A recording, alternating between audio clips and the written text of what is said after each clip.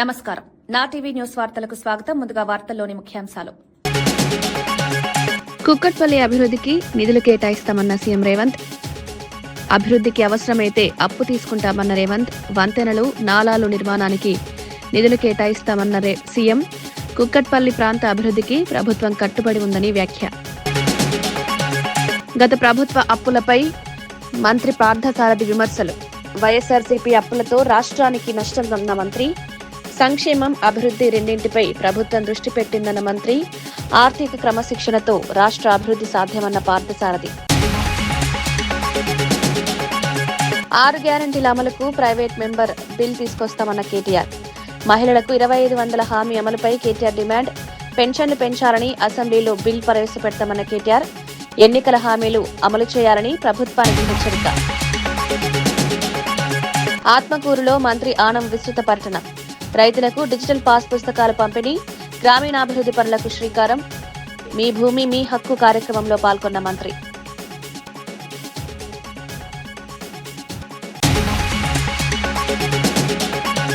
కేటీఆర్ పై AICC కార్యదర్శి సంపత్ తీవ్ర విమర్శలు. రాజకీయ శైలి మార్చుకోవాలన్న సూచన. బీఆర్ఎస్ పాలనపై సంపత్ కుమార్ ఆరోపణలు. చిల్లర రాజకీయాలు మానుకోవాలని హెచ్చరిక. రాష్ట్రంలో మహిళల ఆర్థిక అభివృద్ధి కోసం సెప్ వ్యవస్థను మరింత బలోపేతం చేస్తున్నామని మంత్రి కొండపల్లి శ్రీనివాసరావు తెలిపారు. విజయనగరం జిల్లాలో జరిగిన కార్యక్రమంలో ఆయన మాట్లాడారు. మహిళల అభివృద్ధికి ప్రభుత్వం పెద్దపీట వేస్తోందన్నారు. విజయనగరం సహా 6 జిల్లాల్లో పైలట్ ప్రాజెక్టుగా ప్రారంభమైన స్వయం సహాయక సంఘాలు ఇప్పుడు దేశానికి ఆదర్శంగా నిలిచాయన్నారు. సీఎం లక్ష్యం 1 ఫ్యామిలీ 1 ఎంటర్ప్రెన్యూర్ అని తెలిపారు. ప్రతి కుటుంబం నుంచి ఒక పారిశ్రామికవేత్త తయారు చేయడమే రాష్ట్ర ప్రభుత్వ లక్ష్యమన్నారు. బ్యాంకుల ద్వారా 92,000 కోట్ల రూపాయల రుణాలు అందించడం ద్వారా మహిళలకు ఆర్థిక బలం చేకూరుతోందన్నారు. డ్వాక్రా రుణాలను సక్రమంగా వినియోగిస్తే మహిళల జీవితాల్లో మార్పు వస్తుందని పేర్కొన్నారు. 10,000 మహిళలతో, అలాగే ప్రతి జిల్లా హెడ్ క్వార్టర్స్లో ఒక 3,000 మహిళలతో, అలాగే ప్రతి నియోజకవర్గంలో కూడా ఒక 5,000 మహిళలతో ఒక మీటింగ్ పెట్టుకొని గౌరవ ముఖ్యమంత్రి గారు మహిళా దినోత్సవం చేయడంతో పాటు ప్రభుత్వం తాలూకా విధి విధానాలు కూడా నేను చెప్పడం జరిగింది. ఎందుకంటే గౌరవ ముఖ్యమంత్రి గారు ఈ సెర్ప్ డిపార్ట్మెంట్ 30 సంవత్సరాల క్రితం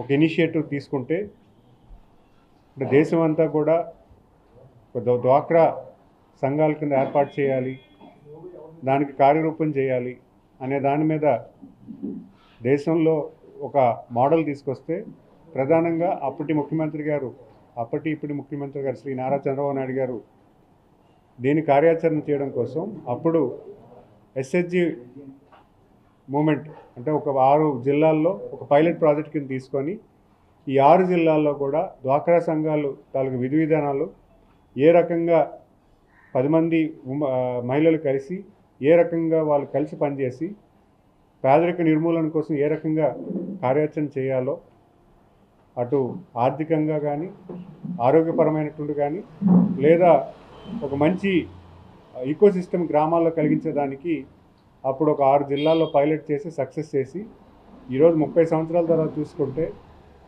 ఈ సెర్ప్ డిపార్ట్మెంటు దేశం అంతా కూడా మొత్తం ఎస్హెచ్జి ఉమెన్ అదే మోడల్ని దేశం అంతా అడాప్ట్ చేసుకోవడం జరిగింది. ఈ 30 ఏళ్ళ కాల పరిమితంలో అనేకమైనటువంటి సంస్కరణలు జరిగాయి. మన ఆంధ్రప్రదేశ్ మహిళలే వేరే రాష్ట్రాలకు వెళ్ళి కమ్యూనిటీ రిసోర్స్ పర్సన్స్ కింద అక్కడ ఉన్నటువంటి ఎస్హెచ్జి ఉమెన్కి ట్రైనింగ్ ఇవ్వడం జరిగింది. ఏ రకంగా మీరు మీ ఎస్హెచ్జి ఉమెన్ ఎలా పని చేసుకోవాలి, ఏ రకంగా కలిసి పని చేసుకోవాలి, ఏ రకంగా ఏం చేసుకోవాలనే దాని మీద అనేకమైనటువంటి విషయాలు మన రాష్ట్రం చెందినటువంటి మహిళలే ఇతర రాష్ట్రాలకు వెళ్ళి అక్కడ ట్రైనింగ్ ఇవ్వడం జరిగింది. మరి ముఖ్యంగా నేను ఈ ప్రెస్ మీట్ ద్వారా చెప్పేది ఏంటంటే ఈరోజు గౌరవ ముఖ్యమంత్రి గారు కొత్త విధానం కూడా తీసుకొస్తున్నారు. 1 ఫ్యామిలీ 1 ఎంటర్ప్రెన్యూర్ కాన్సెప్ట్ ఏదైతే ఉందో దాన్ని సెర్ప్ డిపార్ట్మెంట్లో కూడా పెద్ద ఎత్తున అలవర్చడానికి కూడా ప్రయత్నం చేస్తున్నారు. ఎందుకంటే ప్రతి మహిళ కూడా ఏదో ఒక లైవ్లీహుడ్ యాక్టివిటీ అంటే గ్రామంలో ఏదో ఒక స్వయం ఉపాధి వచ్చేలాగా ఏదో ఒక కార్యాచరణ చేస్తే కనీసం ఎంతో కొంత ఇన్కమ్ లెవెల్ ఆ ఉమెన్ క్రియేట్ చేయడానికి ఒక కార్యరూపం చేశారు. దాని నిమిత్తం ఈరోజు గౌరవ ముఖ్యమంత్రి గారు నిన్న మహిళా దినోత్సవం రోజు ఆయన ఎక్కువగా ప్రధానంగా ఎంఓయూస్ చేయడంలో కానీ లేదా మహిళలను ఉద్దేశించి మాట్లాడడంలో కానీ మహిళల్ని చైతన్యం తీసుకొచ్చి ఎన్టీఆర్ జిల్లాలో రేషన్ బియ్యం మాఫియా ఎంపీలు ఎమ్మెల్యేల కనుసన్నల్లో నడుస్తోందని వైఎస్ఆర్సీపీ నేత దేవినేని అవినాష్ ఆరోపించారు. ఈ వ్యవహారంపై ఎల్లో పత్రికలే కథనాలు ప్రచురిస్తున్నాయని పేర్కొన్నారు. ఈ దందా వెనుక విజయవాడ ఎంపీ కేశినేని చెన్ని ఉన్నారని ఆరోపించారు. ప్రజలకు ఉపయోగపడాల్సిన పథకాలను కొందరు నాయకులు దుర్వినియోగం చేస్తున్నారన్నారు. ఈ అంశంపై పూర్తిస్థాయి విచారణ జరిపి బాధ్యులపై చర్యలు తీసుకోవాలని కోరారు. పేదల హక్కులను కాపాడే బాధ్యత ప్రభుత్వంపై ఉందన్నారు. దాని డెవలప్మెంట్ గురించి ఢిల్లీ స్థాయిలో కూడా మాట్లాడి అభివృద్ధి కార్యక్రమాలు చేసిన ఎంతో మంది పార్లమెంట్ సభ్యులు ఉన్న ఈ యొక్క విజయవాడ పార్లమెంట్కి కేశినేని చిన్ని లాంటి ఒక పార్లమెంట్ సభ్యులు దొరకటం మా కర్మ అని చెప్పి ఈరోజు సందర్భంగా చెప్పుతున్నా. ఎంపీ అయిన తర్వాత నుంచి ఈ యొక్క పార్లమెంట్లో ఇసుక కానివ్వండి, మట్టి కానివ్వండి, భూదందాలు కానివ్వండి, దేవాదాయ భూములు కబ్జా చేస్తాం కానివ్వండి, వసూలు కానివ్వండి, పంచాయతీలు చేస్తాం కానివ్వండి, చివరికి ఒక వీడి రౌడీగా గూండాలుగా దేవుడు కళ్యాణంలో గల కొట్టుకునే పరిస్థితి తీసుకొచ్చారు ఈ యొక్క కూటమి ప్రభుత్వానికి సంబంధించిన ఎంపీలు, ఎమ్మెల్యేలు. కొంచెమన్నా సిగ్గుందా? ఈరోజు ఒక పార్లమెంట్ సభ్యుడిగా ఉండాల్సిన హోందాతనం నీకుందా? పట్టు వస్త్రాలు సమర్పించే దాంట్లో మీరు గొడవపడతారా? మీరు కొట్టుకుని గొడవపడి, నాకు తెలిసి ఆ మహోత్సవంలో ఎక్కువ శాతం చాలా సందర్భాల్లో, అనేక సందర్భాల్లో స్థానికంగా ఎమ్మెల్యే పాల్గొంటారు, కుటుంబ సమేతంగా ఆ పట్టు వస్త్రాలు సమర్పిస్తారు, ఘనంగా నెరవేరుస్తారు. పక్క జిల్లాల నుంచి జనాలు వస్తారు, పక్క రాష్ట్రం నుంచి కూడా జనాలు వస్తారు, చూస్తారు, సంతోషంగా వెళ్తారు. కానీ నిన్న మీరు చేసిన పనికి ఎన్టీఆర్ జిల్లా పరువు పోయే విధంగా మీరు అందరి గారు ప్రవర్తించారు. ఎంపీగా ఏంటి బాధ్యత? ఆ విధంగా నువ్వు రౌడీయుధం చేస్తావా? ఆ విధంగా నువ్వు గూండాయుధం చేస్తావా? ఒక ఎస్సీ కాన్స్టిట్యున్సీలో ఒక ఎస్సీ ఎమ్మెల్యే ఉన్న చోట అతన్ని పనిచేయనివ్వు, అతనికి అధికారులు ఏమైనా సహకరిస్తే సహకరించనివ్వు, లేదా చివరికి ఇలాంటి దేవుడు కార్యక్రమాల్లో గారా ఈ ముఖ్యమంత్రి, ఉప ముఖ్యమంత్రి నిన్న జరిగిన సంఘటనకి ఏం సమాధానం చెప్తారు, వాళ్ళని ఏ విధంగా మీరు మందలిస్తారని చెప్పి ఈరోజు వైఎస్ఆర్ కాంగ్రెస్ పార్టీ తరఫున మేమందరం గారు డిమాండ్ చేస్తున్నాం. ఇదా మీరు ఇచ్చే గౌరవం? ఈ 2 సంవత్సరాల్లో మీ పాలనలో, మీ ప్రభుత్వంలో ఇంకా ఏవైనా జరిగినాయా అని చెప్పని ఈరోజు ఆ కూటమి ప్రభుత్వంలో ఉన్న చంద్రబాబు గారిని కానివ్వండి, పవన్ కళ్యాణ్ గారు మేము అందరం క్వశ్చన్ చేస్తాం. క్షమాపణ చెప్పాలి. నిన్న ఎవరైతే వేలాది మంది భక్తులు వచ్చారో వాళ్ళకి క్షమాపణ చెప్పాలి. ఎన్టీఆర్ ప్రజానికానికి గారా ఈ ఎంపీ క్షమాపణ చెప్పాలని చెప్పని ఈరోజు వైఎస్ఆర్ కాంగ్రెస్ పార్టీ తరఫున మేము డిమాండ్ చేస్తాం. మీరు అందరు గారు చూసే ఉంటారు, తిరుపతి లడ్డూ విషయంతో దేశవ్యాప్తంగా, ప్రపంచవ్యాప్తంగా చంద్రబాబు నాయుడు గారిది, పవన్ కళ్యాణ్ గారి పరువు పోయింది. మా మీద రుద్దాలనుకున్నారు, మా మీద ఆ నెపం వేయాలనుకున్నారు. కానీ సాక్షాత్తు వెంకటేశ్వర స్వామి పైనుంచి ఈ ప్రభుత్వంలో మీరు చేస్తాంది తప్పు అని చెప్పని వాళ్ళకి బుద్ధి వచ్చే విధంగా సిబిఐ రిపోర్ట్లో అవనివ్వండి, లేకపోతే అనేక రకాలుగా మీది తప్పు అని చెప్పని నిరూపించారు. మీరు చేసే పనులు కూడా అలాగే ఉంటున్నాయి. కళ్యాణాల్లో గొడవలు పడి, సరిగ్గా పరిపాలన చేతకాక, అధికారులు సరిగ్గా పనిచేసుకోనిక, తిరువూరు నియోజకవర్గంలో ప్రజానికం కానివ్వండి, లేకపోతే ప్రభుత్వం నడిపే విధానంలో కానివ్వండి, ఎటువంటి కార్యక్రమాలు జరక్క ప్రజానికం ఇబ్బంది పడుతున్నారు. దీనిపైన వెంటనే పైన చంద్రబాబు నాయుడు, పవన్ కళ్యాణ్ చర్యలు తీసుకుని తిరువూరు నియోజకవర్గంలో ప్రజానికానికి మంచి చేయవలసిందిగా మేము కోరుకుంటూ. రాజమహేంద్రవరంలో జరిగిన కల్తీపాల ఘటనపై మాజీ ఎంపీ మార్గాని భరత్ స్పందించారు. ఈ ఘటన జరిగి 18 రోజులైనా ప్రభుత్వం స్పందించలేదని విమర్శించారు. ప్రభుత్వం నాటకాలు ఆడటానికి సమయం కేటాయిస్తోందని, కానీ ఘటనపై విచారణకు సమయం లేదన్నారు. ముఖ్యమంత్రి, వైద్య ఆరోగ్య శాఖ మంత్రికి బాధ్యత లేదా అని ప్రశ్నించారు. నిజాలు వెలుగులోకి రావాలంటే సిబిఐ విచారణ జరగాలని డిమాండ్ చేశారు. బాధితులకు న్యాయం చేయాలని, బాధ్యులపై చర్యలు తీసుకోవాలని కోరారు. కల్తీపాలు ఘటన తెలుసుకోవాల్సిన ఇంగిత జ్ఞానం లేదా అని అడుగుతా ఉన్నా. ఇవాళ ఈ కూటమి ప్రభుత్వము ఈ కల్తీపాలు ఘటన కేవలము ఒక యాక్సిడెంట్ గా చిత్రీకరించే కార్యక్రమం చేస్తా ఉన్నారు. ఇక్కడ పేషెంట్స్ తాలూకా పరిస్థితులు తెలుసుకుని చంద్రబాబు నాయుడు గారు రాజమండ్రి వచ్చాడండి. కాకినాడ ఘటన జరిగినప్పుడు ఇక్కడ ఎయిర్పోర్ట్ లో దిగాడు. మరి ఆయన దిగినప్పుడు ఇక్కడికి వచ్చి ఈ కిమ్స్ హాస్పిటల్ కి వచ్చి పేషెంట్స్ ని సందర్శించాల్సిన బాధ్యత ఈయనకి లేదండి ముఖ్యమంత్రిగా? ఇవాళ నేషనల్ ఫోరెన్సిక్ సైన్స్ ల్యాబొరేటరీస్ కి బ్లడ్ శాంపిల్స్ ఎందుకు పంపించలేదని ఇవాళ సూటిగా ప్రశ్నిస్తా ఉన్నాం. మీరేదో ప్రైవేట్ ల్యాబొరేటరీస్ కి, లేకపోతే మీ స్టేట్ గవర్నమెంట్ ఆధీనంలో ఉన్న ల్యాబొరేటరీస్ కి పంపిస్తే నిజం అనేది బయటకు రాదు. ఇవాళ ఈ సంఘటనని సిబిఐకి అప్పచెప్పాల్సిన అవసరం ఉంది. ఏదైతే తిరుపతి లడ్డూలో ఏ రకంగా అయితే సిబిఐకి అప్పచెప్పిన తర్వాత వాస్తవాలు ఏ రకంగా అయితే బయటకు వచ్చినాయో ఖచ్చితంగా కల్తీపాలు ఘటనలో కూడా సిబిఐకి అప్పచెప్పితే వాస్తవాలు బయటకు వస్తాయి. ఇది కేవలము ఆ కల్తీపాలు అతను ఆ కలిపేన దాంట్లో యూరియా కలిపాడా, లేకపోతే ఏదైనా ఫార్ములిన్ కలిపాడా, లేకపోతే ప్రొఫెషనల్ రైవల్టీ ప్రకారంగా అతనికి కిట్టన వాళ్ళు ఎవరైనా అందులో పురుగుల మంది ఏమన్నా కలిపారా? కాకినాడ ఘటన ఆ ఫైర్ షాప్ జరిగితే అక్కడ చనిపోయిన వాళ్ళకి 20 లక్షలు ప్రకటించారు. ఏంటి వ్యత్యాసం ఏంటి? ఈ రెండు కూడా గవర్నమెంట్ తప్పిదాల వల్లనే జరిగింది. ఈ ప్రభుత్వం యొక్క నిర్లక్ష్యం వల్లనే జరిగింది.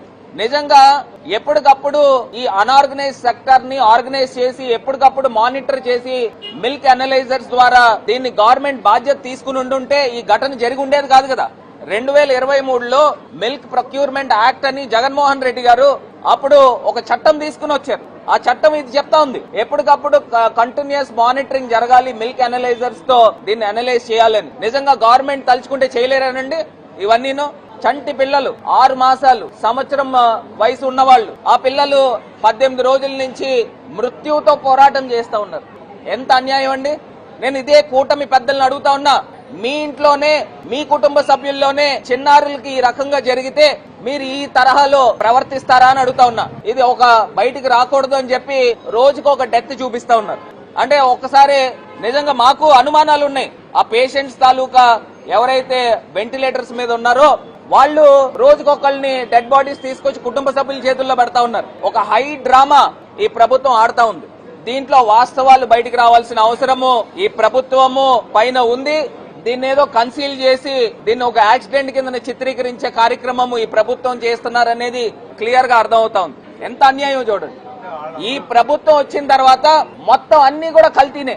అటు పాలల్లో గాని, కూరగాయల్లో గాని, ఏ వస్తువు తీసుకోండి, టీ పొడి తీసుకోండి, ఏ వస్తువు తీసుకోండి, తిండి పదార్థాలు తీసుకోండి, నూనెలు తీసుకోండి. మొన్న ఫుడ్ సేఫ్టీ అధికారులు తనిఖీ చేస్తే ఆ నూనె ఏదైతే వీళ్ళకి దొరుకుతా ఉందో రెస్టారెంట్స్ వాళ్ళు, బేకరీ వాళ్ళు కొనుక్కునేది కిలో 60 రూపాయలు అటండి. తిరుపతి లడ్డూలో గీ ఫ్లేవర్ ఎన్హాన్సర్స్ కొన్నారు. అంటే దానికి అర్థం ఏంటంటే 2018 చంద్రబాబు నాయుడు గారు ప్రభుత్వం ఉన్నప్పుడు గీ ఫ్లేవర్ ఎన్హాన్సర్స్ కొన్నారు.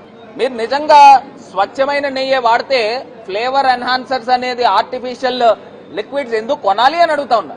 వైఎస్ఆర్ కాంగ్రెస్ పార్టీ డిమాండ్ చేస్తా ఉన్నాము, ఎవరైతే మరణాలు జరిగినాయో ఆ బాధిత కుటుంబాలకి 25 లక్షల రూపాయలు ఎక్స్గ్రేషియా ప్రకటించాల్సిన బాధ్యత ఈ కూటమి ప్రభుత్వం తీసుకోవాల్సిందిగా డిమాండ్ చేస్తా ఉన్నాం. రాష్ట్రంలో 6 గ్యారంటీల అమలును డిమాండ్ చేస్తూ అసెంబ్లీలో ప్రైవేట్ మెంబర్ బిల్ ప్రవేశపెడతామని కేటీఆర్ తెలిపారు. 1,67,00,000 మంది మహిళలకిచ్చిన 2,500 రూపాయల హామీ అమలు కోసం ఈ బిల్లు తీసుకొస్తామన్నారు. 4,000 రూపాయల పెన్షన్ కోసం ఎదురు చూస్తున్న 46 లక్షల మంది వృద్ధులు, వితంతువులు, నేతన్నల కోసం కూడా బిల్లు ప్రవేశపెడతామన్నారు. ఎన్నికల సమయంలో ఇచ్చిన హామీలను కాంగ్రెస్ ప్రభుత్వం అమలు చేయాలని కేటీఆర్ కోరారు. ప్రజలకు ఇచ్చిన మాట నిలబెట్టుకోవాల్సిన బాధ్యత ప్రభుత్వంపై ఉందన్నారు. గ్యారంటీల అమలు కోసం అసెంబ్లీలో పోరాటం కొనసాగుతుందని పేర్కొన్నారు. గీతన్నలు వారందరి తరపున, బీడీ కార్మికులు, ఒంటరి మహిళలు వారందరి తరపున 46 లక్షల మంది తరపున ఈ ప్రైవేట్ మెంబర్ బిల్లు పెడుతున్నాం. తప్పకుండా ప్రభుత్వం మద్దతు ఇవ్వాలని చెప్పి డిమాండ్ చేస్తా ఉన్నాం. అట్లాగే వారు చెప్పారు దివ్యాంగుల విషయంలో 6,000 పెన్షన్ ఇస్తామని చెప్పారు. మరి లక్షలాది మంది దివ్యాంగులు, రాష్ట్ర వ్యాప్తంగా ఉన్న లక్షలాది మంది దివ్యాంగుల తరపున మరి ఈ ప్రైవేట్ మెంబర్ బిల్లు పెడతా ఉన్నాం. 6 గ్యారంటీలకు చట్టబద్దత కల్పించాలని. అసెంబ్లీలో మరి ప్రజలకిచ్చిన వాగ్దానాలను గాలికి వదిలేసి గాలి మాటలు, కాలక్షేపం కబుర్లతో కాలక్షేపం చేయాలనుకుంటున్న ప్రభుత్వాన్ని నిలదీయడానికే ఇవాళ బీఆర్ఎస్ సైన్యం ఈ ఓరియంటేషన్ సెషన్ పెట్టుకున్నది. బీఆర్ఎస్ నేత కేటీఆర్ పై ఏఐసీసీ కార్యదర్శి సంపత్ తీవ్ర విమర్శలు చేశారు. కేటీఆర్ తన రాజకీయ శైలి మార్చుకోకపోతే ప్రజలు తిరస్కరిస్తారని హెచ్చరించారు. తెలంగాణ ప్రజల సంపదను కేసీఆర్ కుటుంబానికి దోచిపెట్టారని ఆరోపించారు. బీఆర్ఎస్ ప్రభుత్వంలో కేసీఆర్ బంధు, కేటీఆర్ బంధు, హరీష్ బంధు, సంతోష్ బంధు, కవిత బంధు మాత్రమే కొనసాగాయని విమర్శించారు. మీడియా హెడ్లైన్స్ కోసం మాత్రమే కేటీఆర్ వ్యాఖ్యలు చేస్తున్నారన్నారు. రాష్ట్ర రాజకీయాల్లో నీచ రాజకీయాలకు కేటీఆర్ పాల్పడుతున్నారని సంపత్ ఆరోపించారు. మా ముఖ్యమంత్రికి ఎట్లా భరిస్తున్నాడో ఏమో, రోజు పేపర్ చూస్తే పచ్చి నిజాన్ని అబద్ధంగా, పచ్చి అబద్ధాన్ని నిజంగా రోజు ఏదో ఒకదాన్ని మాయామచ్చిందర చేసి చూపించడానికి ప్రయత్నం చేస్తూ ఉన్నారు. మొక్కాల దండం పెట్టాలి గౌరవ ముఖ్యమంత్రి. రోజు అన్ని ఎదుర్కొంటూ కూడా నిటారుగా నిలబడి నికార్సైనటువంటి ముఖ్యమంత్రిగా అన్ని వర్గాల ప్రజల సంక్షేమం కొరకు, తెలంగాణ రాష్ట్ర అభివృద్ధి కొరకు, సర్వతోముఖాభివృద్ధి చెందినటువంటి తెలంగాణ రాష్ట్ర ఆవిర్భావం కొరకు 24/7 పనిచేస్తూ అన్ని వర్గాల ప్రజల ఆదరాభిమానాలు చురుగొంటూ ముందుకొస్తున్న సందర్భానికి మొక్కాలి నిజంగా మా ముఖ్యమంత్రికి. కానీ ఇదే ఇట్లే రిపీట్ చేస్తే అదే 42 లక్షల మంది కార్యకర్తలు ఎవరైతే గాంధీ కుటుంబానికి అండగా ఉండడానికి ప్రయత్నం చేస్తూ ఉన్నారో వాళ్ళే ఒకవేళ తెగబడితే, వాళ్ళే ఒకవేళ తిరగబడితే ఏ రకంగా ఉంటుందో పరిస్థితి ఆలోచన చేయండి. ఆ పరిస్థితి రాకుండా జాగ్రత్త వహించండి అని చెప్పి కూడా కేటీఆర్ గారికి మరియు టీఆర్ఎస్ పార్టీ లోక్సభ స్పీకర్ ఓం బిర్లాపై ప్రవేశపెట్టిన అవిశ్వాస తీర్మానం చర్చలో టీడీపీ పార్లమెంటరీ పార్టీ నేత లావు శ్రీకృష్ణదేవరాయలు పాల్గొన్నారు. స్పీకర్పై అవిశ్వాస తీర్మానాన్ని టీడీపీ వ్యతిరేకిస్తున్నట్లు స్పష్టం చేశారు. ఇండియా కూటమి నేతలు కూడా ఈ తీర్మానానికి వ్యతిరేకంగా ఓటు వేయాలని ఆయన సూచించారు. ఈ సందర్భంగా రాష్ట్ర విభజన ప్రక్రియపై కూడా లావు శ్రీకృష్ణదేవరాయలు వ్యాఖ్యలు చేశారు. 2014 ఫిబ్రవరి 14న ఆంధ్రప్రదేశ్ పునర్వ్యవస్థీకరణ బిల్లు ఆమోదం పొందిన రోజు పార్లమెంట్ చరిత్రలో బ్లాక్ డేగా అభివర్ణించారు. ఆ రోజు లోక్సభలో జరిగిన పరిణామాలపై దేశ ప్రజలకు నిజాలు తెలియాల్సిన అవసరం ఉందన్నారు. ఈ అంశంపై పార్లమెంటులో చర్చ జరపాలని కోరారు. Great men in this house, the opposition keep quoting two great men in this house. One is Mahatma Gandhi ji, other person is Ambedkar ji, sir. Sir, what Mahatma Gandhi ji has said, what Mahatma Gandhi ji has shown through his freedom struggle and the movement for the independence, sir. In every opportunity, whenever people told him, people reminded him of how US got the independence, how French got the independence, he stood steadfast and said, India will get the independence in a different way, in a non-violent way, in Satyagraha. He has taken, he's not only gone to a different level with respect to his, not only he's gone to a different level, sir, but also taken his countrymen also along with him. That is what Mahatma Gandhi has shown, sir. Instead of quoting from Mahatma Gandhi and his quotes, I wish and I hope not just say the words, but actually follow what he has said, sir. The other person, the other great man I want to remind them is B.R. Ambedkar ji. They always come to the house and outside the house showing the Constitution of India. But I request them what B.R. Ambedkar ji has said on the last session of the Constituent Assembly. He has mentioned about the grammar of anarchy. This is what he has said. In that he said, Ambedkar has warned any method inside or outside the parliament that prioritizes political victory over constitutional order. This motion is over constitutional order. It is called anarchy. This motion is. సంక్షేమం, అభివృద్ధి రెండింటి ప్రయోజనాలు ప్రజలకు అందేలా కూటమి ప్రభుత్వం పనిచేస్తోందని మంత్రి డోలా శ్రీ బాలవీరాంజనేయ స్వామి తెలిపారు. ఎన్నికల సమయంలో ఇచ్చిన హామీలను మాత్రమే కాకుండా అదనంగా ప్రజా సంక్షేమ కార్యక్రమాలను అమలు చేస్తున్నామన్నారు. ప్రస్తుతం రెవెన్యూ శాఖలో సంస్కరణలు తీసుకొచ్చి ప్రజలకు మెరుగైన సేవలు అందిస్తున్నామని తెలిపారు. ప్రభుత్వ విధానాలు ప్రజల నమ్మకాన్ని పెంచుతున్నాయన్నారు.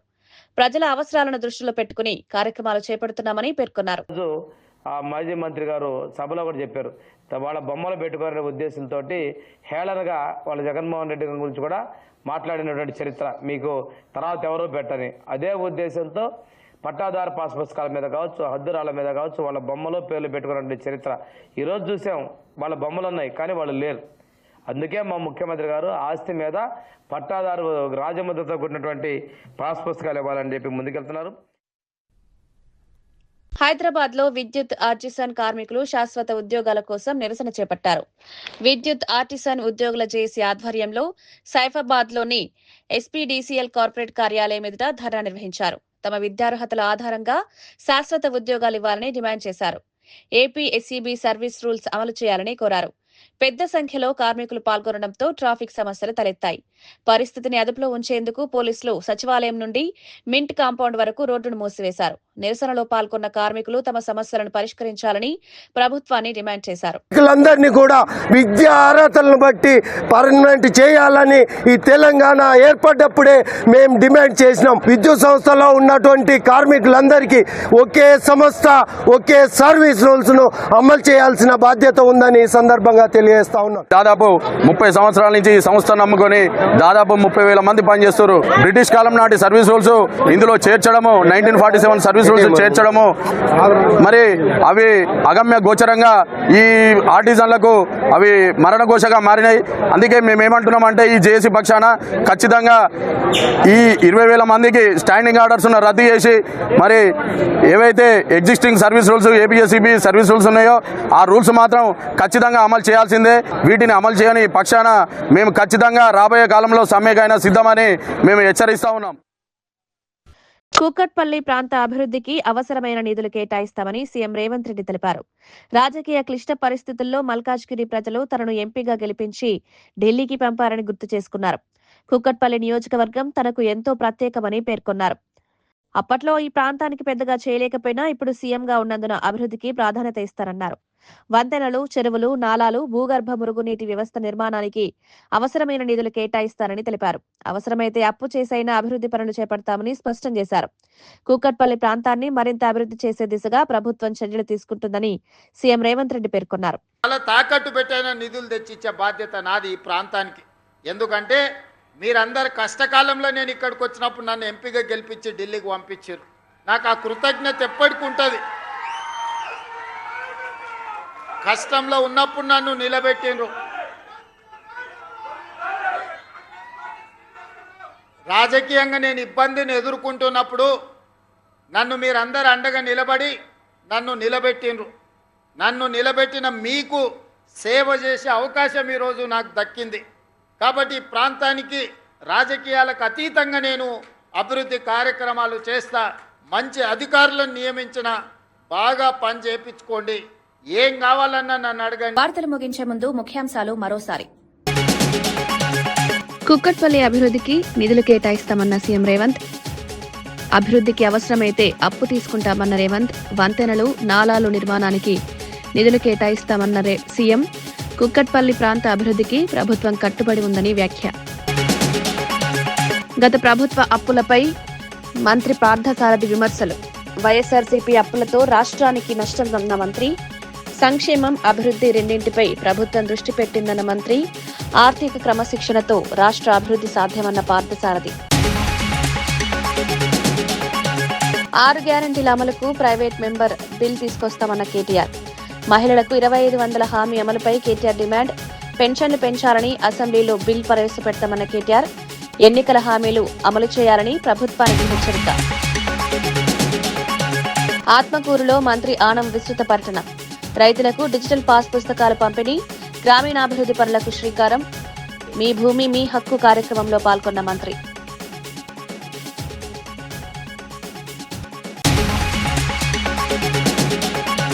కేటీఆర్ పై ఏఐసీసీ కార్యదర్శి సంపత్ తీవ్ర విమర్శలు.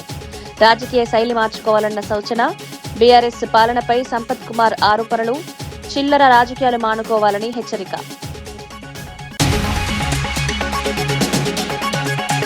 ఇవి ఈనాటి వార్తా విశేషాలు. మరో బులెటిన్లో మళ్ళీ కలుద్దాం. నమస్కారం.